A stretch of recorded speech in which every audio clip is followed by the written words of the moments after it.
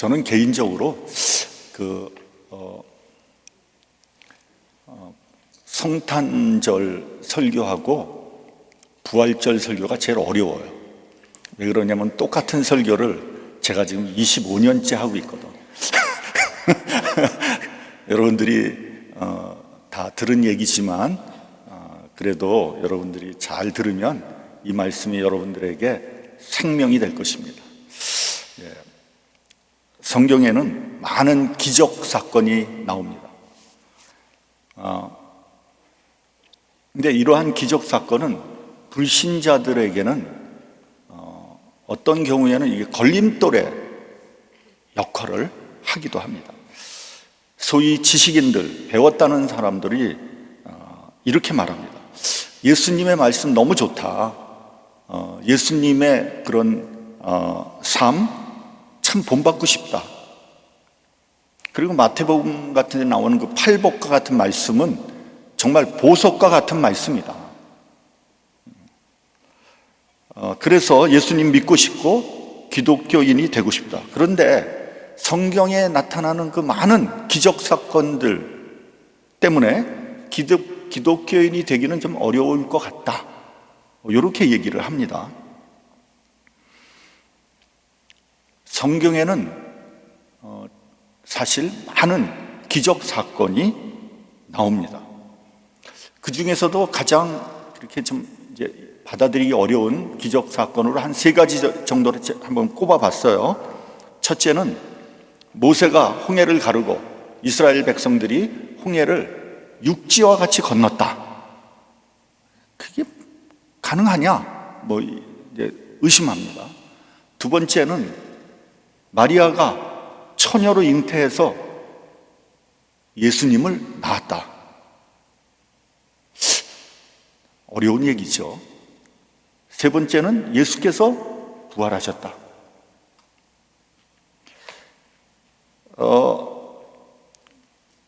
그 외에도 많지만 세상 사람들은 믿지 못합니다. 어떤 면에서는 이해가 돼요. 이성적으로 상식적으로 참 믿기 어려운 그런 사건들이죠. 제가 대학을 다닐 때 그 당시에 기독교를 믿지 않았지만 제가 성경을 일독을 했었습니다. 젊었을 때 적어도 유교, 불교, 기독교의 기본적인 경전은 내가 읽어봐야 되겠다 이렇게 생각을 하고요. 논어와 성경을 일독을 했었습니다. 그리고 불경은 딱히 경전을 구하기가 어려워요. 그래서 불교 입문서라는 것을 읽어보았습니다.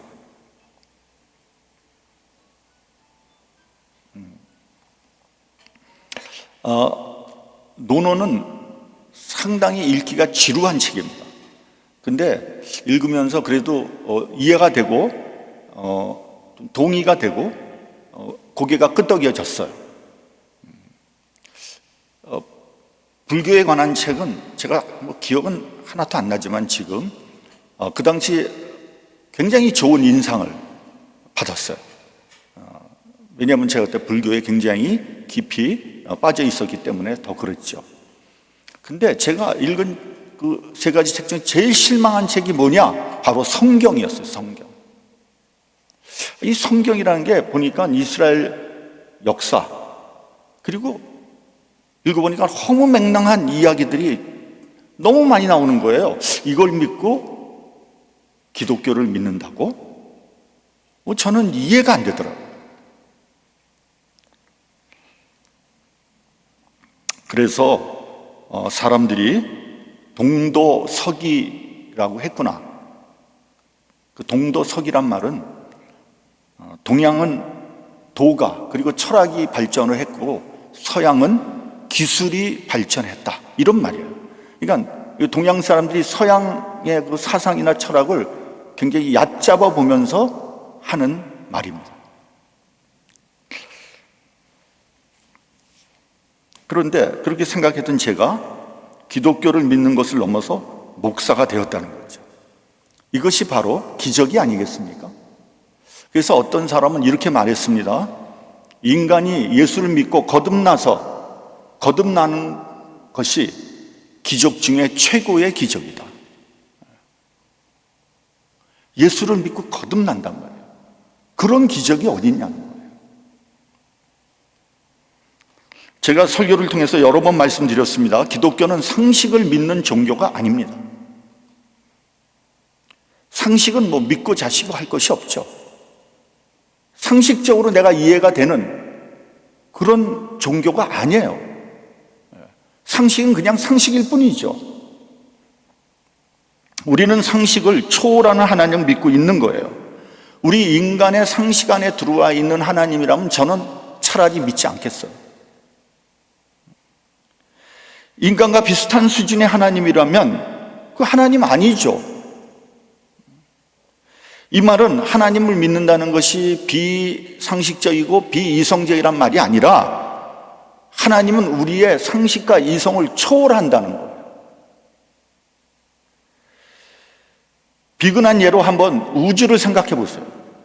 우주라는 것은 정말 우리의 상식과 이성, 우리가 생각하는 것을 완전히 초월된 공간이거든요. 아마 우리가 알고 있는 과학은 우주의 원리 혹은 우주의 현상의 1%도 알아내지 못했을 거예요. 1%도 알아내지 못했을 거예요. 근데 그런 얄팍한 지식과 과학과 이성을 가지고 하나님이 있다 없다, 하나님을 믿겠다 못 믿겠다 이런 말을 하는 것 자체가 난센스인 거죠. 뭘 안다고 하나님에 대해서.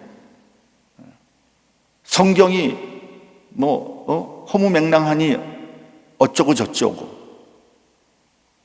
이게 성경이 하나님에 대해서 쓰인 책이라면 우리의 이성과 지식을, 상식을 초월해야지 마땅하죠.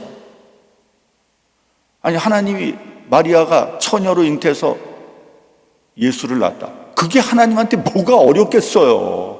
그게 뭐가 내가 이해하기 힘들지 그게 하나님한테 뭐가 어렵겠냐고요. 이 세상을 창조하신 분이 그 뭐가 어렵겠어요. 아니, 홍해가 갈라지는 거 아무것도 아니죠.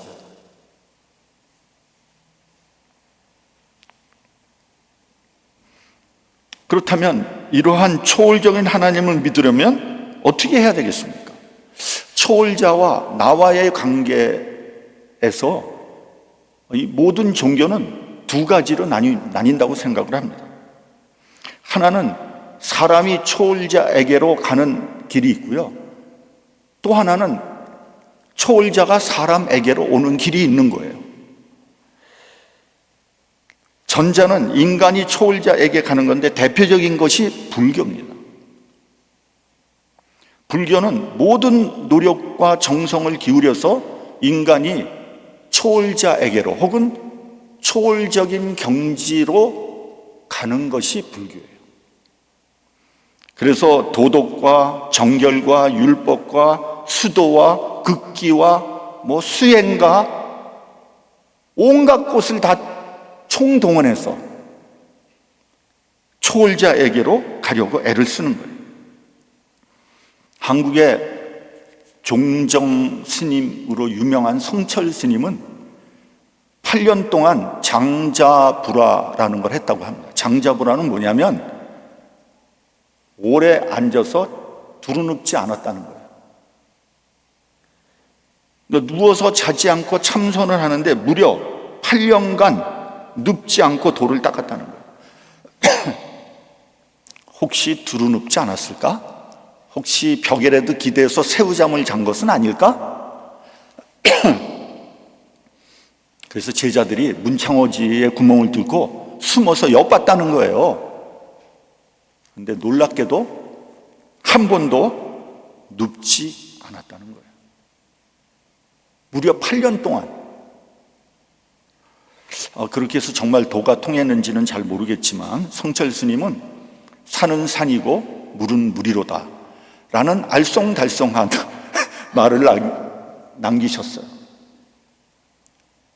제가 보기에 그 말은 아무도 해석을 못해요. 후자는 초월자가 인간에게 오는 건데 우리 기독교가 여기에 해당되는 거죠. 기독교는 하나님께서 인간에게 오신 거예요. 인간이 하나님께로 갈 수 있는 방법이 없으니까 하나님께서 친히 인간이 되어서 인간을 만나려고 오신 거예요. 혹시 여러분은 복받기 위해서 혹은 천당 가기 위해서 혹은 구원받기 위해서 내가 좀 더 진실하고 선하게 살아야 되지 않을까? 내가 좀 더 의롭고 깨끗하게 살아야 되겠다, 이렇게 생각을 하십니까? 제 말이 이해가 안 갑니까? 지금? 반응이 없어요. 반응이. 좋은 생각입니다. 제가 이렇게 물으면 또 답이 어떻게 나올지 또 모르니까 대답을 못 하는 거야. 답했다가 괜히 망신당할 것 같으니까. 좋은 생각이에요. 그러나 그런 태도를 성서적인 용어로 뭐라 그러냐면 율법주의라고 하는 거예요. 이런 율법주의적인 신앙으로는 평생 믿어도 하나님을 인격적으로 만날 수 없어요. 왜냐하면 말씀드렸다시피 인간의 노력과 정성으로 하나님을 만날 수 있는 방법이 없기 때문에 그런 거예요. 제가 다시 한번 강조합니다. 나의 노력과 정성으로 하나님 만날 수 없어요. 여러분이 정한술 떠놓고 100일 기도를 드려도 하나님 만날 수 없습니다. 왜냐하면 하나님과 인간 사이에는 죄라는 뛰어넘을 수 없는 벽이 있기 때문에 그런 거예요. 이런 죄의 문제가 해결되지 않는 한 하나님을 만날 수 있는 방법은 없습니다. 성경을 보면 바리새인과 서기관들이 율법주의를 고수했습니다. 그렇지만 율법주의로는 하나님을 만날 수 없기 때문에 어떻게 했습니까? 하나님을 만난 것처럼 할 수밖에 없었던 거죠. 그것을 성경에 뭐라 그러냐? 외식이라고 하는 거예요. 그래서 복음서를 보면 율법 젊은 관원, 바리새인 율법주의자가 주님 앞에 나와서 뭘 물어보니 어떻게 해야지 내가 구원을 얻겠습니까? 그거 물어보잖아요.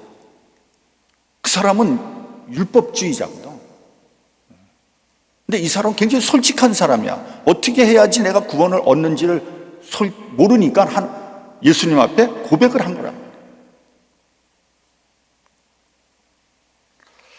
그러니까 그렇게 외식을 하니까 하나님 만나지 못했는데 만난 척 하는 거죠. 은혜를 받지 못했는데 은혜를 받은 척 하는 거죠. 의인도 아니면서 의인인 척 하는 거예요. 여러분, 요즘에도요, 교회에 보면 이렇게 척 하는 사람들 너무너무 많아. 내가 보면 은혜 받지 못했는데 은혜 받은 척하고 아주 굉장히 믿음이 좋은 척, 하나님 앞에 나와서 고백을 해야 됩니다. 나 은혜 못 받았습니다. 어떻게 하면 내가 구원을 받을 수 있습니까? 여러분, 이건 굉장히 중요한 문제입니다.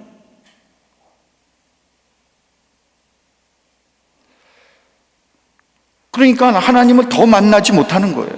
그래서 예수께서 외식하는 바리새인들을 책망한 것을 넘어서 저주까지 하신 거예요. 여러분, 은혜는 나의 노력과 정성과는 관계없이 나에게 주어지는 거예요. 하나님께서 일방적으로 아무 값 없이 나에게 주신 것이 은혜입니다. 근데 여기서 값이 없다 그러니까 값싼 것이 아닙니다. 값이 없다는 것은 값을 매길 수 없을 정도로 귀중하다는 거예요. 인밸리어블 하다는 거예요. 하나님의 은혜는 값으로 환산할 수 없습니다. 우리가 한 일이 아무것도 없어요. 하나님께서 그냥 주신 거예요. 그게 은혜예요. 여러분, 예수님께서 고통을 당하시고 십자가에 달리셔서 죽으실 때 우리가 한 일이 뭡니까? 우리가 한 일이 뭐예요? 아무것도 없어요. 오히려 우리는 종종 예수님을 십자가에 다시 한번 못 박는 못된 짓을 하고 있죠. 우리가 한 일이 있다면 하나님을 믿고 예수님의 은혜를 받아들였을 뿐입니다. 그리고 은혜를 받고 나서 그 은혜에 감사해서 조금 봉사하고 헌신했을 뿐이에요. 이렇게 알량한 봉사와 헌신을 하면서 하고 생색을 낼 수는 없는 거죠.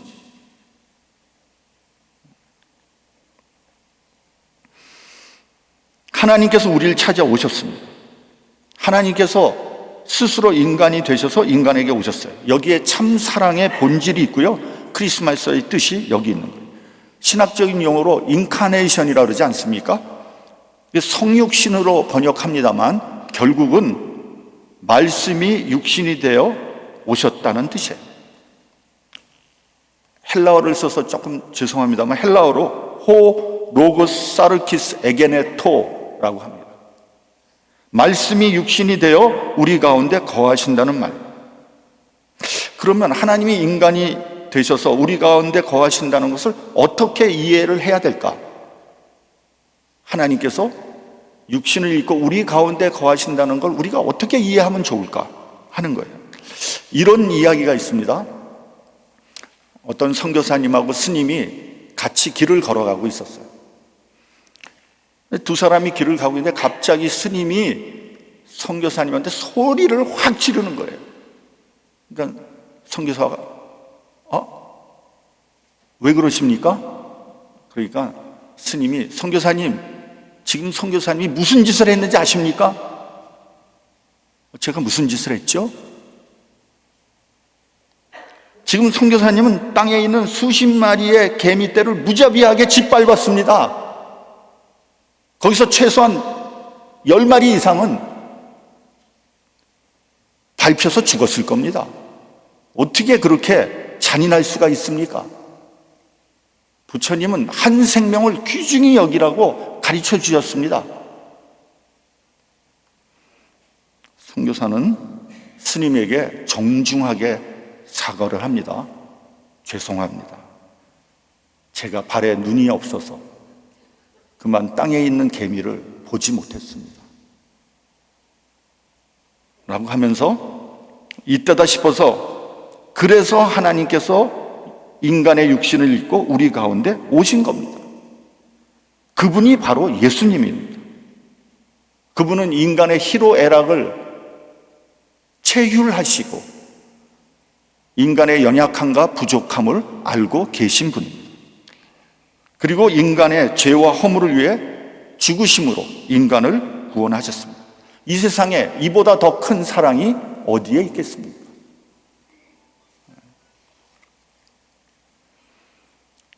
예수께서 우리 각자의 심령 가운데 오셨습니다.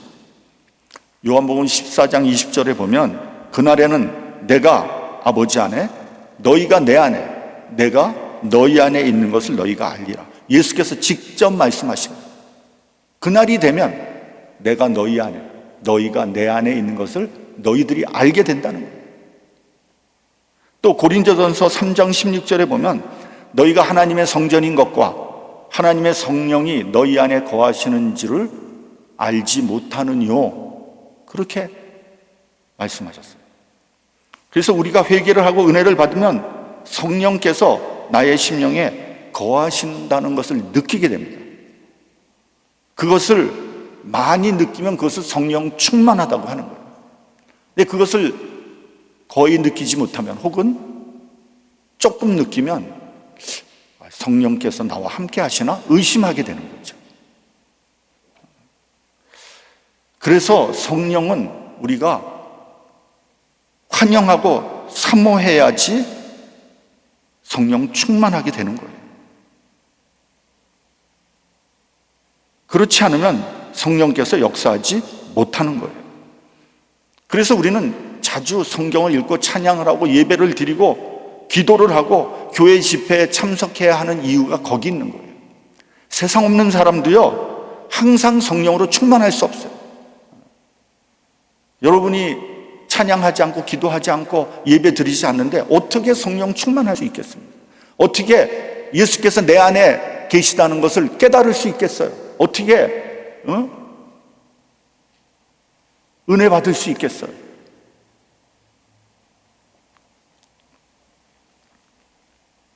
제가 은혜를 받고 구원을 받을 때 정말 성령으로 충만했습니다. 성령으로 충만하면요, 세상이 다 아름다워 보여요. 사람들이 다 너무 좋아 보여. 그래서 화해가 가능한 거예요. 전에 그렇게 막 눈꼬리 올라간 거 막 그 사람 보면 이런 얼굴 근육이 실룩실룩해지고 막 이러다가 내가 성령으로 충만하면 그 사람도 예쁘게 보이는 거예요. 그래서 성령 충만하니까 하늘도 땅도 구름도 나무도 제처도 아름다워 보이더라고요. 그때 제처하고 상당히 갈등이 있었거든요. 여러분, 부부간에 문제가 있습니까? 관계가 어렵습니까? 먼저 은혜를 받으세요. 성령으로 충만해 보세요. 모든 문제가 풀어집니다. 아니, 예쁘게 보이는데,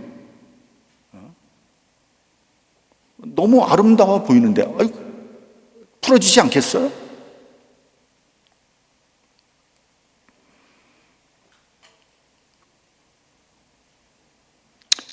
우리가 서로 싸우는 거는요, 우리 이기심으로 충만하고 욕심으로 충만하기 때문에 싸우는 거예요. 여러분, 교회에서 분쟁이 있습니까? 그 은혜 떨어진 거예요. 성령 충만함이 떨어진 거예요. 다른 거 아무것도 없어요.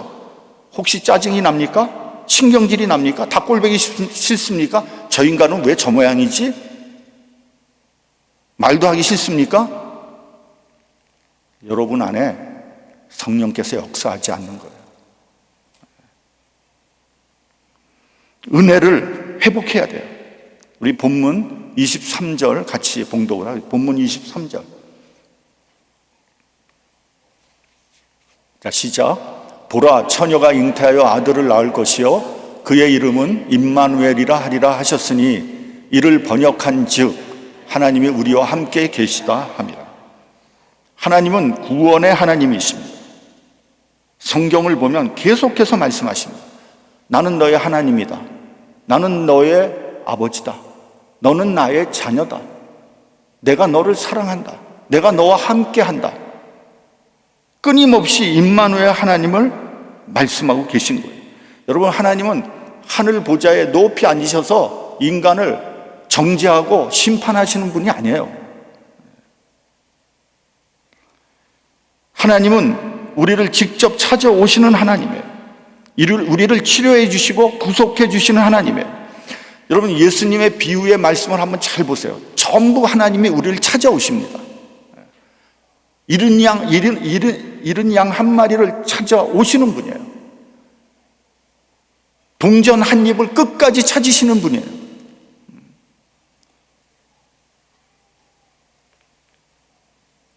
베데스다 연못으로 찾아가서 38년 된 환자를 고쳐주시는 하나님이에요. 하나님은 우리의 필요를 알고 계십니다. 우리의 부족함을 알고 계세요. 하나님을 모르면 포기하고 죽을 수밖에 없다는 것을 잘 알고 계십니다. 그래서 찾아오시는 거예요. 그 구체적인 사랑의 행위 속에 참 사랑의 계시가 있는 거예요. 우리 빌립보서 2장 7절을 보면 이렇게 말씀합니다. 자기를 비워 종의 형체를 가져 사람들과 같이 되었고, 사도 바울의 유명한 기독론입니다. 첫째는 비웠다고 했습니다. 스스로를 비웠다고 했어요. 영어로 말하면 empty죠. 당신의 모든 권한, 능력, 명예 다 비웠습니다. 하늘 보좌에서 내려오셔서 그 구차한 마국간으로 오신 겁니다. 그래서 있지만 없는 것으로, 힘과 능력이 있지만 없는 것으로, 알고 있지만 모르는 것으로, 의인이지만 죄인으로, 영원하신 분이 시간적인 존재 안으로 들어오신 거예요. 스스로 작아지신 겁니다. 비웠습니다. 이 사실을 묵상하면 묵상할수록 놀라운 사람입니다. 얼마나 힘든 일입니까?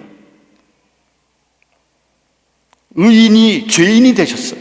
여러분, 이 세상에 가장 어려운 일이 뭐냐면요, 아무런 잘못이 없는 의인이 남의 죄를 뒤집어 쓰고 죄인이 되는 거예요.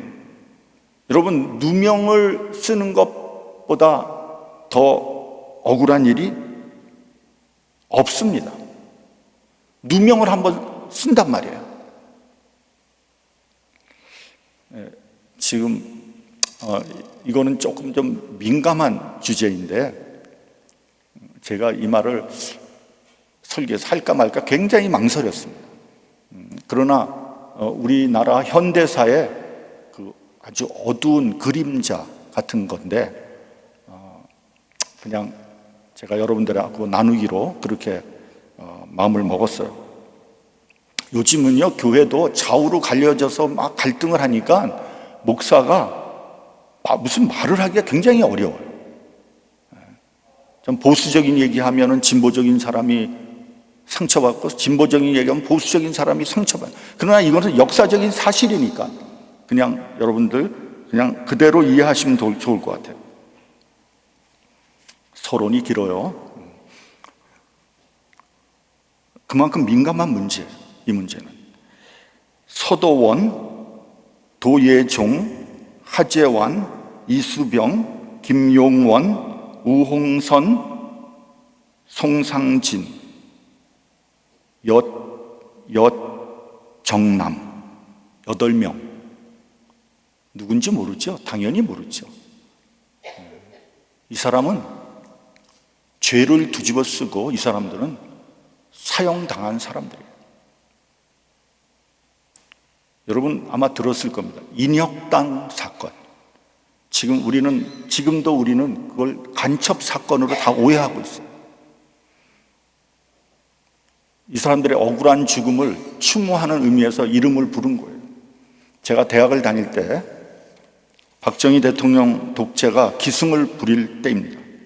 그 당시 빨갱이 간첩하면 그 사람은 물론이고 그 온 집안이 다 쑥대밭이 되던 그런 시절입니다.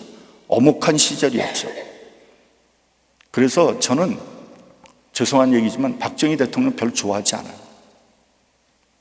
그분이 우리나라 경제 발전에 기여한 공로는 인정하지만 독재 정권을 유지하기 위해서 너무 혹독하게 인권을 유린한 거예요.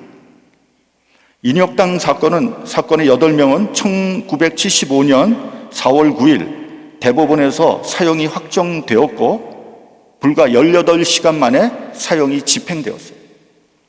시신을 가족에게서 빼앗았어요. 그리고 정부가 불태워버렸어요. 화장해버렸어요. 왜냐하면 너무 심한 고문을 받아서 그 시신에 고문 자국이 선명하게 나오기 때문에 화장해버린 거예요. 우리나라 사법사상 암흑의 날로 불리고 있습니다. 인혁당과 민청 그 하부 조직 민청학령 사건은 중앙정보부에서 조작된 간첩 사건으로 2007년 서울중앙지법에서 무죄 선고 및 국가배상 판결이 났어요. 32년 만에 무죄 판결이 났지만 사람들은 이미 죽었고요. 그 집안은 풍비박산이 됐어요. 무슨 소용이 있습니까? 다 죽고 다 풍비박산이 됐는데. 그 당시 민청학령 사건으로 서울대 출신 이철, 유인태 이 사람들은 나중에 국회의원이 됐습니다. 김지아 씨는 사형 선고를 받았고요. 고대 출신 저희 같은 과 동기 서로는 이 친구도 국회의원 5번 했죠. 15년형을 받았습니다. 이 친구들은 다 야권 성향의 평범한 학생들이었어요. 데모를 주동했죠. 인혁당 주모자로 지목된 8명도 당시 야권 성향을 가진 평범한 생활인으로 자기가 왜 이 사건에 연루됐는지조차도 모르는 그러한 사람들이었어요.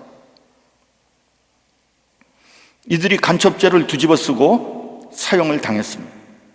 그 가족들은 대한민국에서 얼굴을 들 수 없었고요. 취직도 할 수 없었어요. 간첩 집안이라는 주홍 글씨가 그들의 가슴에 늘 붙어 다녔어요. 같은 하늘 아래 살고 있었지만 존재하지 않는 투명 인간으로 살았어요. 말할 수 없는 고통을 당했습니다. 얼마나 억울하고 원통한 일입니까? 이와 같이 죄를 뒤집어 쓰고 명예가 실추되는 것보다 더 큰 고통은 없는 거예요. 예수님은 사람이 되었어요. 의인이었지만 죄인의 누명을 쓰셨어요. 그리고 십자가에서 달리셨어요. 여러분, 십자가는 참혹한 형벌입니다. 국가 반란이나 살인과 같은 흉악한 범죄자에게만 주어지는 형벌이었어요. 어떤 한 사람이 십자가형을 받으면요, 그 사람은 물론이고 그 집안이 다 고개를 들 수 없었어요. 명예가 실추되는 거예요. 사람들은 십자가형을 보면 치를 떨었어요. 그래서 로마 시민에게는 십자가형이 금지되어 있었어요. 사도 바울은 로마 시민권을 가지고 있었기 때문에 십자가형에 당하지 않았고 참수형을 당한 겁니다. 예수님은 죄인의 누명을 쓰시고 십자가에 돌아가심으로 우리를 의인으로 만들어 주셨고 우리를 구원해 주셨습니다. 여러분, 사랑이 무엇인지 아십니까? 조금 도와줬다고 사랑이 아니에요. 돈 몇 푼 주고 구제했다고 사랑을 베푼 것이 아니에요. 어떤 사람은 남을 도와준다고 하면서 상대방의 자존심에 상처를 주기도 합니다. 그것은 사랑이 아니에요. 그것은 생색을 내는 거고 갑질을 하는 거예요. 가장 큰 사랑은 남을 위해서 내 의를 포기하는 겁니다. 하나님께서 당신의 의를 포기하시고 죄인과 함께 하셨습니다. 이것이 임마누엘이에요. 여기에 복음이 있는 겁니다. 예수께서 죄인과 함께 하셨고 죄인의 친구가 되었습니다. 그래서 먹고 마시기를 즐기는 자라고 손가락질을 받았습니다. 세리 마태의 집에 유하였다고 죄인의 친구가 되었습니다. 비난을 받았어요. 심지어는 막달라 마리아 같은 천한 여성을 사랑해 주셨어요. 부활하신 다음에 막달라 마리아를 맨 처음에 만나주시는 엄청난 은혜를 베풀어 주셨어요. 그래서 요즘까지도 예수님과 막달라 마리아의 사이가 이상하다 하고 소문을 내는 패역한 사람들이 있습니다. 모 눈에는 뭐만 보인다고 사람들은 다 자기 수준으로 생각하는 거예요. 여러분, 한 생명을 살리는 것, 한 생명이 구원받는 것이 어찌 쉬운 일이겠습니까? 한 죄인의 구원이 그렇게 헐값으로 취급할 수 있는 것이 아닙니다. 엄청난 희생이 있어야 가능한 것입니다. 그것도 하나님의 아들 그리스도의 십자가 희생이 있고서야 내가 구원받게 되었다는 것을 잊어서는 안 됩니다. 십자가를 통해서 주님은 말씀하십니다. 내가 너를 사랑한다. 내가 너와 함께한다. 내가 너를 의롭게 하노라. 너는 내 아들이요 내 딸이로다. 이 구체적인 사랑을 깨닫게 될 때, 그리고 우리의 마음의 문을 활짝 열고 그를 영접하게 될 때 내가 비로소 하나님의 자녀로 새롭게 태어나게 되는 것입니다. 이것이 임마누엘이고 크리스마스의 의미입니다. 기도하겠습니다.